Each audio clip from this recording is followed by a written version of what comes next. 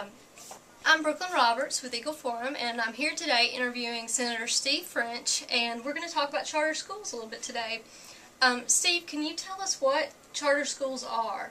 Are they public schools? Are they private schools? How do they work? Charter schools around the country have been different things, but what we have done in 40 states, and I think the District of Columbia have adopted charter schools at this point. And what this legislation does, it takes the best practices from around the country and tries to incorporate their best practices into our legislation. Charter schools are an innovative new approach for education. They are public schools. They cannot discriminate as far as the students, and they cannot charge tuition. So it is not what used to be something else is now a charter school.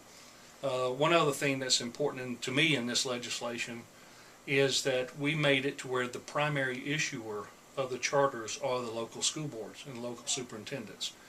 I wanted to ensure that we had local control and that we were meeting the needs of the local folks for their communities, for their kids, and for their educational opportunities. Okay. Why do we need charter schools? What are the benefits to them? Well, the benefits, every educator or every expert on education that's ever talked to me has said that the best schools have some key ingredients. They have great leadership, they have teacher involvement, they have parent involvement, and they have community involvement. Charter schools is an innovative approach to the school model that takes every one of those factors and brings them into play. You get corporate involvement and buy-in to these charters. You get parental involvement because the students don't have to go to a charter school. They elect to go to a charter school. Teachers don't have to work in a charter school. They choose to work in a charter school. And charter schools can be, they can be year-round calendar. They can be charter granted because they want to focus on the fine arts. It can be any number of things so long as the local board agrees with the mission that's being sought in the charter. Okay. How are charter schools going to be funded? I know, everybody's worried about the fiscal crisis that our state is going to be facing. How are we going to fund the charter school? A charter school under my legislation, under this legislation, is no different than Shelby County opening up a new elementary or opening up a new high school or a new middle school. Mm-hmm. It is a new school. It is a part of whatever local entity that it obtains the charter from. Mm-hmm. So it's going to be funded just the way every other student, the students in charter schools, get treated the same from the state level as every other student in public education. So if I wanted to form a charter, and I were in a school district that had 1,000 students, mm-hmm. and my charter, I thought the ideal number for me to deal with was 100. I could have 100 public students come to my charter school.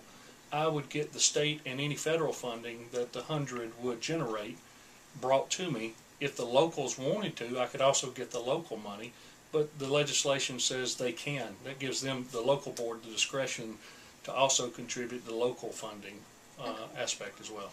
So it's like sort of like vouchers in the sense that the money follows the student to wherever it goes. Every student in Alabama in public schools, the state formula sends out so much money per student. Mm-hmm. That will not be changed under this legislation. Okay.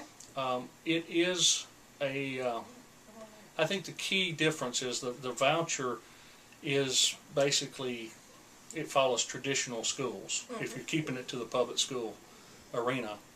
But under a charter school, you can try fresh and new and innovative ideas. You can have a year-round calendar, as I said. You could have a discipline of study.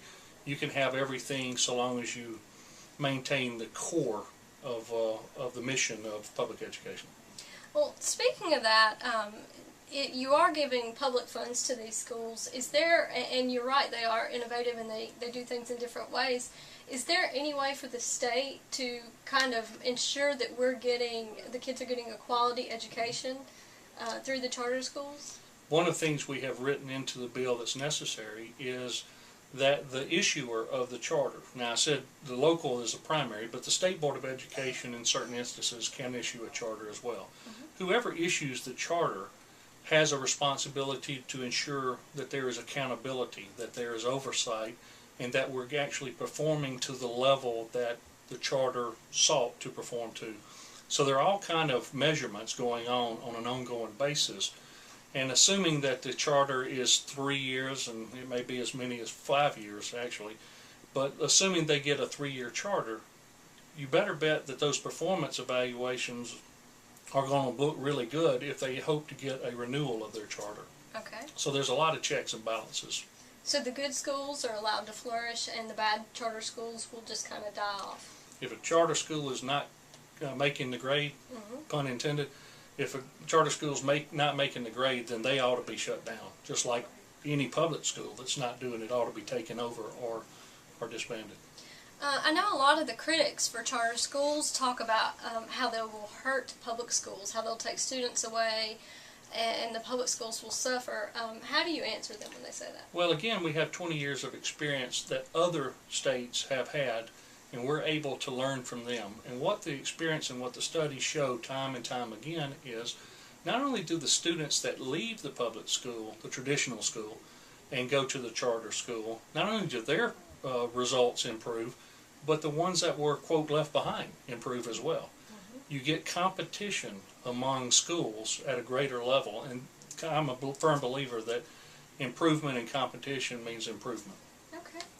Well, for anybody at home who wants to help you, who believes in charter schools and wants to know what they can do to help, what would you tell them? What can they do? Senate Bill 202 was introduced last week. The State Board of Education, the superintendent, the governor's office have all come out in favor and supportive of.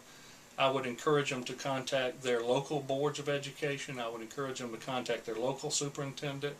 I would encourage them to write their House and Senate member and demand that we have this innovation.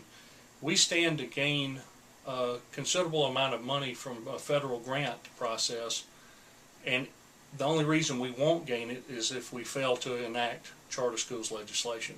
So we're looking at not only the opportunity cost for our students, but in these depressed economic times, we're looking at an opportunity cost of maybe $200 million that the federal government would send to us to recognize the innovation that we've already, incorporated into our schools. Okay. We need this charter school legislation, though. Okay. Well, thank you for sitting down with me today. Thank you. I appreciate My pleasure. it. And I wish your bill the best of luck. Great. Thank you. Need y'all's help.